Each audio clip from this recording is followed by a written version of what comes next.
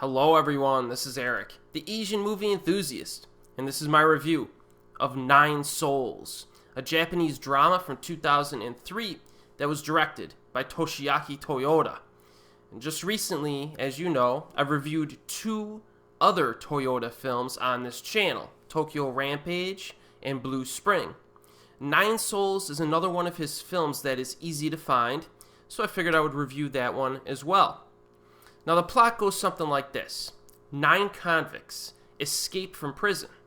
Most are convicted murderers, and they commandeer a van from a strip club.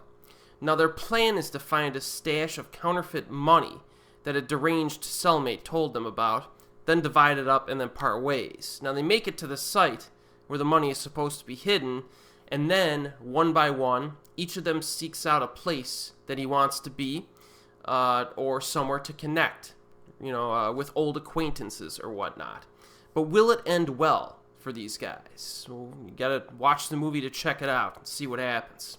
So this film opens with a really cool aerial shot over Tokyo, and then we're treated to the easiest prison break in motion picture history. I'm not joking.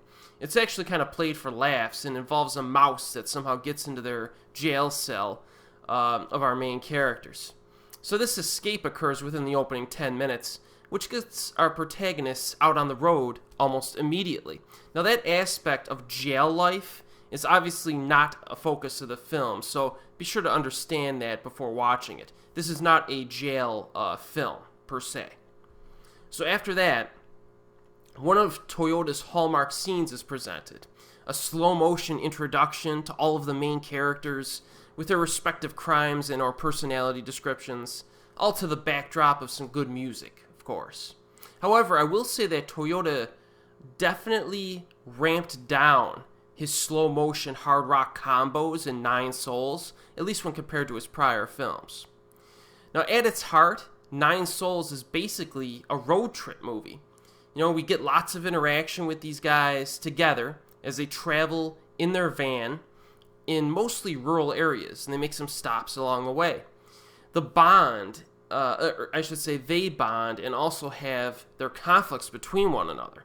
One of the convicts, played by Ryohei Matsuda, a Toyota regular at this point, right, previously killed his father, while another convict in this group previously murdered his son.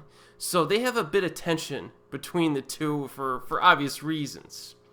I really liked how the story played out, like how it was structured, because the characters split off one at a time, and their stories are concluded individually in most cases. So we start with the 9 characters in the van traveling, but then one of these characters might meet up with an old flame or an old girlfriend, and then just sort of take off and do his own thing.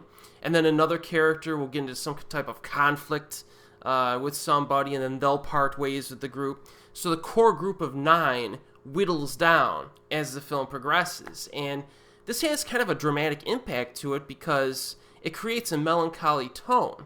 By the end of the movie, you miss the times when all of these guys were together, hanging out together during like the beginning portions.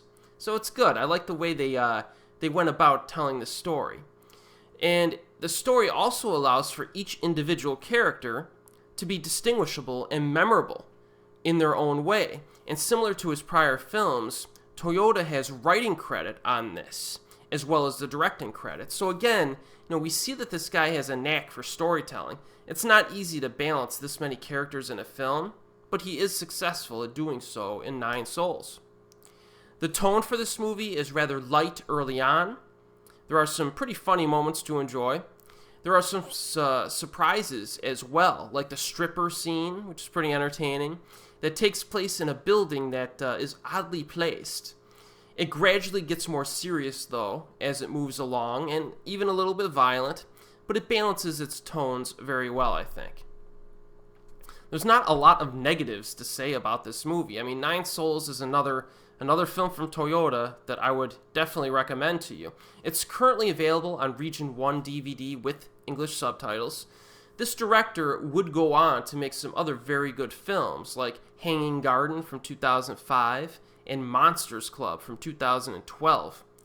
He also made a really weird film called The Blood of Rebirth from 2009, which most people probably would not like, but I thought it was kind of interesting.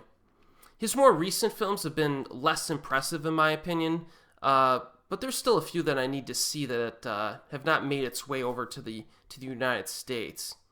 But if a few of his other good films that I've mentioned become available again to watch at some point, I might give those reviews in the future as well. I would definitely like to review Hanging Garden and Monsters Club, but those are kind of hard to find nowadays. But I'll keep my eye out for them. But again, this is another Japanese director from modern times that's worth checking out. And as always, we'll see you next time.